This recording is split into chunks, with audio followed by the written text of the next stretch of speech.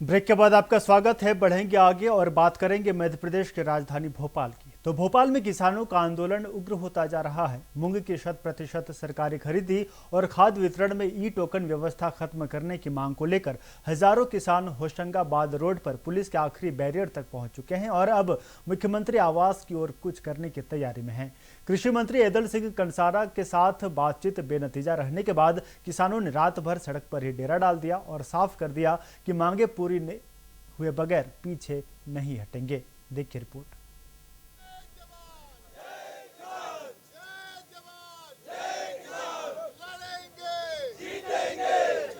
मध्य प्रदेश की राजधानी भोपाल में किसानों का प्रदर्शन जारी है।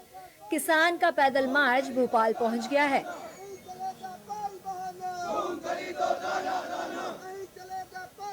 किसानों की मांग है कि सरकार 100% मूंग खरीदी और खाद वितरण व्यवस्था को ठीक करे। कृषि मंत्री ऐदल सिंह कंसाना ने किसानों से बातचीत कर मामला सुलझाने की कोशिश की, लेकिन ये बैठक बेनतीजा रही, जिसके बाद किसानों ने रात भर सड़क पर ही डेरा डाल दिया। रात होते ही आक्रोशित किसान होशंगाबाद रोड पर पुलिस के आखिरी बैरियर के पास ही धरने पर बैठ गए और साफ कर दिया कि मांगे पूरी हुए बगैर यहां से नहीं लौटेंगे। किसानों ने प्रशासन को चेतावनी दी है कि जरूरत पड़ने पर वे महीने भर के राशन का इंतजाम भी वही कर लेंगे। किसान मन बनाकर आया है कि जब तक सरकार हमारी जो भी प्रमुख मांगे हैं उन पर तत्काल आदेश जारी नहीं करेंगी, तब तक हम लोग ऐसे ही आंदोलन चलाते रहेंगे और आंदोलन का बृहद रूप बढ़ता जाएगा। सरकार 3 दिन से हमको आश्वासन देती आ रही है कि मुख्यमंत्री मिल रहे हैं, कृषि मंत्री मिल रहे हैं या कैबिनेट कृषि मंत्री से बात हो रही है। इनकी जो हमको धोखेबाजी देने की जो मंशा है वो जगजाहिर हो चुकी है और किसान जो है वो कमर कस के निकल चुका है।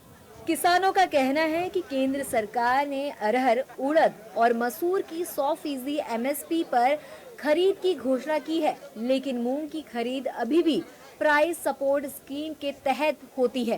किसानों की प्रमुख मांगों में मूंग की पूरी सरकारी खरीदी, खाद वितरण में ई टोकन व्यवस्था खत्म करना, कम बारिश में पर्याप्त बिजली की व्यवस्था मांग शामिल है। मध्य प्रदेश में फसल खरीद को लेकर सपा प्रवक्ता फकरुल हसन चांद और कांग्रेस प्रवक्ता सुरेंद्र राजपूत ने सवाल उठाए हैं। सुरेंद्र राजपूत ने कहा कि अगर सरकार ने किसानों पर बल प्रयोग किया तो कांग्रेस सरकार की ईंट से ईंट बजा देगी। वहीं फकरुल हसन चांद ने किसानों की मांग का समर्थन किया। पिछली बार शांतिपूर्ण तरीके से अपनी बात हमारे प्रदेश अध्यक्ष जीतू पटवारी ने अपने सर पे बोरी रख करके शिवराज सिंह चौहान के यहाँ ले गए थे, जो कृषि मंत्री थे। उन्होंने आश्वासन दिया था कि हम आपकी समस्या का समाधान करेंगे, तो वो समाधान नहीं हुआ। तो अब किसानों ने आंदोलन अपने हाथ में ले लिया है और किसानों के ऊपर किसी भी तरीके के बल प्रयोग अगर हुआ तो निश्चित तौर पर जानिए कांग्रेस भारतीय जनता पार्टी की मध्य प्रदेश सरकार की ईंट से ईंट बजा देगी। देखिए, किसानों की समस्याएं पूरे देश में है। कहीं महाराष्ट्र का किसान सड़क पे आता है, कहीं उत्तर प्रदेश में सड़क पे आता है, और अब मध्य प्रदेश में जो किसानों के हालात हैं वो किसी से छुपे हुए नहीं है। किसान परेशान है, मध्य प्रदेश की सरकार वो कर्जे में डूबी हुई है। किसानों की समस्या का समाधान होना चाहिए। समाजवादी पार्टी समझती किसानों की मांगे जायज हैं और राज्य सरकार को उनकी मांग को पूरा करना चाहिए। किसानों के मुद्दे पर मध्य प्रदेश के मुख्यमंत्री डॉक्टर मोहन यादव की प्रतिक्रिया सामने आई है। उन्होंने कहा कि हमने किसानों के मुद्दे पर एक कमेटी बना दी है जो किसानों से संवाद करेगी। किसानों से जुड़े हुए एक विषय को लेकर के मैंने एक कमेटी बनाई है जो किसानों से संवाद करेगी। कल भी हमने माननीय मंत्री कृषि मंत्री ऐदल सिंह कंसाना को भेजा था। आज भी हमारे ऐदल सिंह कंसाना जी, कृषि मंत्री माननीय कृष्णा गौर जी, माननीय विश्वास सारंग जी, माननीय राकेश सिंह जी और अधिकारियों का हमारा दल संवाद करेगा।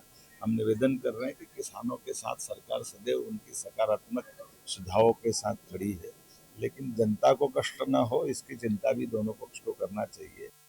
दूसरी ओर प्रशासन ने 7 लेयर बैरिगेटिंग और 700 से ज्यादा जवानों की तैनाती के साथ सुरक्षा के कड़े इंतजाम कर लिए हैं और आम जनता के लिए ट्रैफिक डाइवर्ट रूट भी जारी कर दिया है। 7 लेवल की बैरिकेडिंग करी है, अलग अलग पॉइंट्स पे हम लोगों ने लगाया हुआ है और उसमें हमारा यही प्रयास है कि मतलब जो मूवमेंट है वो रेस्ट्रिक्टेड रहे और जो अभी यहाँ पे है वो यहीं पे मेंटेन रहे और किसी प्रकार की कोई लॉ एंड ऑर्डर की व्यवस्था न बने। इस पूरे घटनाक्रम पर सियासत भी गर्मा गई है। कांग्रेस सपा किसानों के समर्थन में आ गई है, वहीं सरकार भी किसानों से किसी तरह बात कर मुद्दे को सुलझाने की कोशिश में लगी है। फिलहाल प्रशासन ने किसानों को रोकने और आम जनता को असुविधा से बचाने के लिए हर जरूरी तैयारी पूरी कर ली है, लेकिन किसान अपनी मांगों पर अड़े हुए हैं। इधर दिल्ली के स्वास्थ्य मंत्री पंकज सिंह ने कहा कि राजधानी में स्वास्थ्य सेवाओं को और अधिक मजबूत और प्रभावी बनाने के उद्देश्य से स्वास्थ्य विभाग ने सभी सरकारी अस्पतालों के मेडिकल सुपरिंटेंडेंट और वरिष्ठ अधिकारियों की बैठक बुलाई। उन्होंने बताया कि बैठक में मुख्य रूप से डेंगू, चिकनगुनिया और अन्य जलजनित बीमारियों से निपटने की तैयारियों की विस्तृत समीक्षा की गई। मंत्री ने कहा कि अस्पतालों में बेड, दवाओं की उपलब्धता, जांच सुविधाओं, डॉक्टरों और पैरामेडिकल स्टाफ की तैनाती सहित सभी आवश्यक व्यवस्थाओं का आकलन किया गया। उन्होंने अधिकारियों को निर्देश दिए कि मानसून के दौरान किसी भी आपदा स्थिति से निपटने के लिए सभी अस्पताल पूरी तरह तैयार रहें। मंत्री पंकज सिंह ने कहा कि दिल्ली सरकार लोगों को बेहतर और समयबद्ध स्वास्थ्य सुविधाएं उपलब्ध कराने के लिए पूरी तरह प्रतिबद्ध है। उन्होंने भरोसा दिलाया कि बीमारी की रोकथाम, इलाज और जन जागरूकता के स्तर पर सभी आवश्यक कदम उठाए जा रहे हैं ताकि नागरिकों को किसी तरह की परेशानी का सामना न करना पड़े। दिल्ली हेल्थ डिपार्टमेंट, दिल्ली सरकार का हेल्थ डिपार्टमेंट आज अपने सारे हॉस्पिटल के एमएस एमडी को बुलाया था। दिल्ली में स्वास्थ्य की सुविधा और अच्छी और मजबूत करने के लिए हम लोग वचनबद्ध हैं और हम उसी के ऊपर सारे एमएस एमडी को बुला रखे थे कि आने वाले दिनों में चाहे वो डेंगू का विषय हो, चाहे चिकनगुनिया हो, कुछ भी जो वाटर बॉर्न डिजीज होते हैं, अगर कोई ऐसी बातें आती हैं तो हॉस्पिटलों में हमारी तैयारियां क्या क्या हैं, हमारे मेडिसिन की स्थितियां क्या हैं, उसके ऊपर एक रिव्यू मीटिंग थी। और साथ में इन फ्यूचर हम दिल्ली की जनता को स्वास्थ्य विभाग के माध्यम से क्या सुविधा दे सकते हैं, इस पर चर्चा थी। और बड़ी मैं ये कहते हुए मुझे हर्ष होता है कि आने वाले हमारे 2-3 महीने में जो प्लान है दिल्ली की जनता को चाहे वो एमआरआई हो, चाहे वो सीटी स्कैन हो, चाहे वो अल्ट्रासाउंड हो, चाहे वो एक्सरे हो, पीपी की मॉडल में हम लेकर आ रहे हैं जिससे दिल्ली की जनता को और लाभ दे सके और दिल्ली में स्वास्थ्य को लेकर दिल्ली की जनता परेशान ना हो, इसके ऊपर। जापान में एक बार फिर से भीषण भूकंप आया है। जापान के क्यूशू में मंगलवार को आए 7.1 तीव्रता के भीषण भूकंप के बाद बुधवार सुबह 11 बजे तक 170 से अधिक भूकंप के झटके दर्ज किए गए। इस आपदा में अब तक 13 लोगों की मौत की पुष्टि हुई है, जबकि कई घायल हैं। भूकंप के पुल ढह गए और कई इमारतें क्षतिग्रस्त हो गई हैं। जापान मौसम विभाग एजेंसी यानी कि JMA ने लोगों को अगले एक सप्ताह तक सतर्क रहने की चेतावनी दी है। देखिए रिपोर्ट। जापान में एक बार फिर भीषण भूकंप आया है। जापान के क्यूशू में मंगलवार को आए 7.1 तीव्रता के भीषण भूकंप के बाद बुधवार सुबह 11 बजे तक 170 से अधिक भूकंप के झटके दर्ज किए गए। इस आपदा में अब तक 13 लोगों की मौत की पुष्टि हुई है, जबकि कई घायल हैं। भूकंप से पुल ढह गए, कई इमारतें क्षतिग्रस्त हो गई। जापान मौसम विज्ञान एजेंसी यानी JMA ने लोगों को अगले सप्ताह तक सतर्क रहने की चेतावनी दी है। जापान के पब्लिक ब्रॉडकास्टर NHK के अनुसार एजेंसी के एक अधिकारी ने कहा कि अगले 2 से 3 दिन विशेष रूप से संवेदनशील हैं और इस दौरान जापान में अधिकतम 7 तीव्रता तक के और भूकंप आ सकते हैं। विशेषज्ञों ने राहत एवं बचाव कार्य में जुटे लोगों से भीषण गर्मी के बीच नियमित अंतराल पर आराम करने की अपील की है ताकि हीट स्ट्रोक जैसी समस्याओं से बचा जा सके। मंगलवार शाम 4:30 बजे करीब कुमामोतो प्रांत में आए इस भूकंप की तीव्रता शिंदो स्केल पर 7 दर्ज की गई, जो इस पैमाने का सर्वोच्च स्तर है। इससे पहले इतनी तीव्रता का भूकंप 1 जनवरी 2024 को नोटो प्रायद्वीप में आया था। जापान के प्रधानमंत्री सनाए ताकाइची ने बताया कि अब तक 13 लोगों की मौत हो चुकी है। इनमें कुछ ऐसी मौतें भी शामिल हैं जिन्हें भूकंप से जुड़ी परिस्थितियों का परिणाम माना जा रहा है। हालांकि बुधवार सुबह 9:30 बजे तक कुमामोतो प्रांत के अधिकारियों ने 3 लोगों की मौत, 5 लोगों के कार्डियोपल्मोनरी अरेस्ट से होने तथा 31 लोगों के घायल होने की पुष्टि की थी। भूकंप के दौरान ION मॉल कुमामोतो की दूसरी मंजिल ढह गई, जिसके बाद पूरी रात बचाव अभियान चलाया गया। बाद में मलबे से 20 वर्ष की आयु की 2 महिलाओं के शव बरामद किए गए। एक अन्य व्यक्ति कार्डियोपल्मोनरी अरेस्ट की स्थिति में, जबकि बचाए गए अन्य लोगों की चोटें गंभीर नहीं हैं। NHK के अनुसार कुमामोतो प्रांत वर्ष 2016 में भी विनाशकारी भूकंपों की श्रृंखला का केंद्र रहा था। 14 अप्रैल 2016 को 6.5 तीव्रता का भूकंप आया था, जिसके लगभग 28 घंटे बाद 16 अप्रैल को 7.3 तीव्रता का भूकंप आया था। इन दोनों भूकंपों ने व्यापक तबाही मचाई थी। बाद में जापान की सरकारी अर्थक्वेक रिसर्च कमेटी ने अनुमान लगाया था कि हिनागु फॉल्ट जोन के दक्षिणी हिस्से में अगले 30 वर्षों के अंदर 7 तीव्रता का भूकंप आने की आशंका सबसे अधिक है। जापान मौसम विज्ञान एजेंसी ने कहा कि मंगलवार के भूकंप का केंद्र उसी फॉल्ट जोन के निकट था, लेकिन फिलहाल ये पुष्टि करना संभव नहीं है कि क्या 2016 में सक्रिय रहे उसी फॉल्ट ने फिर से गतिविधि शुरू की है। बता दें कि जापान का ये इलाका और जापान रिंग ऑफ फायर में आता है, जिसकी वजह से यहाँ पर भूकंपीय घटना देखने को मिलती हैं। नमस्कार, इंडिया वॉइस देख रहे हैं आप। मैं हूं आपके साथ आकाश सर्व। चलिए बुलेटिन की शुरुआत करते हैं। झारखंड में भर्ती परीक्षाओं में गड़बड़ी और पेपर लीक का मुद्दा अब संसद तक पहुंच गया है, जहां बीजेपी सांसदों ने कांग्रेस झारखंड मुक्ति मोर्चा गठबंधन सरकार को घेरते हुए मुख्यमंत्री के इस्तीफे और सीबीआई जांच की मांग की। आरोप है कि जेपीएससी ने जिस एजेंसी से परीक्षा कराई वो पहले से ही उत्तर प्रदेश में ब्लैकलिस्ट थी, जिसके चलते कट ऑफ, मेरिट लिस्ट और ओएमआर शीट को लेकर गंभीर सवाल उठे। विवाद बढ़ने पर मामला सीआईडी को सौंपा गया, जिसने अब तक 10 लोगों को गिरफ्तार किया है। वहीं झारखंड सरकार को 9 भर्ती परीक्षाएं स्थगित करनी पड़ी हैं। देखिए रिपोर्ट।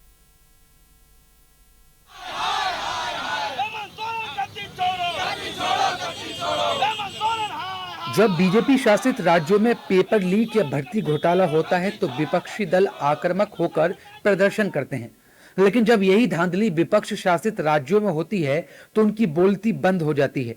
कुछ ऐसा ही नजारा झारखंड में देखने को मिल रहा है, जहां जेएमएम कांग्रेस गठबंधन की सरकार के दौरान छात्र युवा सड़क पर उतरकर इंसाफ की गुहार लगा रहे हैं। झारखंड में पेपर लीक का मुद्दा अब संसद तक पहुंच गया है। झारखंड लोक सेवा आयोग में चल रहे विवाद को लेकर संसद परिसर में एनडीए सांसद और मंत्रियों ने झारखंड की कांग्रेस जेएमएम गठबंधन सरकार के खिलाफ मोर्चा खोल दिया है। संसद में पोस्टर दिखाते हुए एनडीए सांसदों ने राहुल गांधी से मांग की है कि वो मुख्यमंत्री का इस्तीफा कब लेंगे। इसके साथ ही पेपर लीक को लेकर सीबीआई जांच की मांग की है। साथ ही बीजेपी ने झारखंड में नियुक्तियों को लेकर खुल्लम खुल्ला रेट तय करने का भी आरोप लगाया है। नहीं, अभी इसकी जांच चल रही है, लीपापोती चल रही है। सीआईडी जांच हुआ है, जो जेपीएससी के अध्यक्ष हैं उनका इस्तीफा हुआ है, लेकिन उसमें जो झारखंड मुक्ति मोर्चा के जो महासचिव हैं उनकी पत्नी खुद उसकी सदस्य है, अभी तक उसका इस्तीफा नहीं हुआ है। इसलिए झारखंड मुक्ति मोर्चा इसका लिपापोती करना चाहती है। जो हमारे अध्यक्ष जी ने कहा कि कांग्रेस में हैसियत हिम्मत नहीं है, ना खड़गे जी जा सकते हैं, ना राहुल गांधी जी जा सकते हैं, ना सोनिया गांधी जी, ना प्रियंका गांधी जी। यदि आप में नैतिकता है, हिम्मत है, तो अभी तो तत्काल चल रहा है। नीट का तो एग्जाम हो गया, प्रॉपर एग्जाम हो गया। नीट का जो दूसरा एग्जाम हो गया वो उसमें कोई अनियमितता नहीं थी। इसके बावजूद भी हमने छात्रों की बात मानी, शिक्षा मंत्री का इस्तीफा हो गया। हम ये कह रहे हैं कि कंपनसेशन देंगे। आप में यदि हैसियत हिम्मत है तो चलिए, नहीं तो आप लिपापोती कर रहे हैं। जो 19 बच्चे उत्पाद सिपाही में मरे हैं, उन बच्चों को कांग्रेस वहां पर मांग करे सरकार से कि 1 करोड़ रुपया उन बच्चों के परिवार को मुआवजा के तौर पे देना पड़ेगा। कांग्रेस दोहरी राजनीति करती है, दिल्ली में यहाँ पर बोलती है कि जांच हो, तो हम भी मांग करते हैं कि कांग्रेस झारखंड में उतर करके यहाँ से खड़गे जी जाए, सोनिया गांधी जाए, राहुल गांधी जाए। झारखंड की जनता इनको देखना चाहती है, पूछना चाहती है कि तुम दिल्ली में जाके नंगा नाच करते हो, आप प्रत्यक्ष रूप से छात्रों को भड़काते हो, और झारखंड में तुम्हारे समर्थन से सरकार चल रही है, वहां पर तुम्हारा मुंह बंद क्यों है? दोहरी राजनीति इस देश में नहीं चलेगा। देखो, ये दोहरा चरित्र हमेशा रहा है। हम तो मांग कर रहे हैं, हम तो इंतजार कर रहे हैं कि राहुल गांधी जी कब झारखंड आएंगे और मुख्यमंत्री आवास के सामने धरने बैठेंगे, और कब मुख्यमंत्री से इस्तीफा मांगेंगे, क्योंकि मुख्यमंत्री ही शिक्षा मंत्री हैं।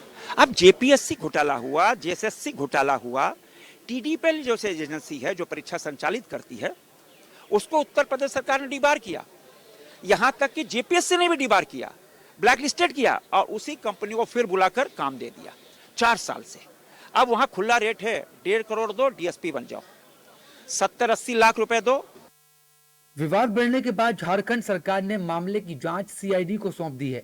सीआईडी ने जेपीएससी कार्यालय समेत कई स्थानों पर छापेमारी की। सीआईडी ने जांच के दौरान डिप्टी कंट्रोलर ऑफ एग्जामिनेशन समेत परीक्षा से जुड़े कई लोगों को गिरफ्तार किया है। जेपीएससी ने झारखंड संयुक्त सिविल सेवा मेंस परीक्षा समेत कुल 9 भर्ती परीक्षाओं को फिलहाल टाल दिया है। झारखंड लोक सेवा आयोग पर आरोप है कि आयोग ने ऐसी एजेंसी से कई परीक्षाएं करवाई जिसे यूपी में ब्लैकलिस्ट किया जा चुका है। आयोग के एक सदस्य ने मुख्यमंत्री को पत्र लिखकर परीक्षा प्रक्रिया की निष्पक्षता पर चिंता जताई है। आरोप है कि परीक्षा संचालन और डेटा प्रोसेसिंग में गंभीर गड़बड़ी हुई है। झारखंड में पेपर लीक और भर्ती घोटाले की ये पूरी कहानी सिर्फ एक राज्य की परीक्षा व्यवस्था की नाकामी नहीं, बल्कि लाखों बेरोजगार युवाओं के सपनों और भरोसे से जुड़ा सवाल है। दिल्ली में जहां कांग्रेस नेतृत्व वाला विपक्ष पेपर लीक के मुद्दे पर केंद्र सरकार को घेरने से नहीं चूकता, वहीं झारखंड की अपनी सरकार के दौर में हो रही धांधली पर उसकी चुप्पी सवालों के घेरे में है। ये दोहरा रवैया सिर्फ जेएमएम कांग्रेस गठबंधन तक सीमित नहीं, बल्कि हमारी पूरी राजनीतिक व्यवस्था की उस बीमारी को उजागर करता है जहां मुद्दे सत्ता और विपक्ष के चश्मे से तय होते हैं, न कि पीड़ितों के दर्द से। बुलेटिन में वक्त हो चला है एक छोटे से ब्रेक का, जल्द लौटेंगे।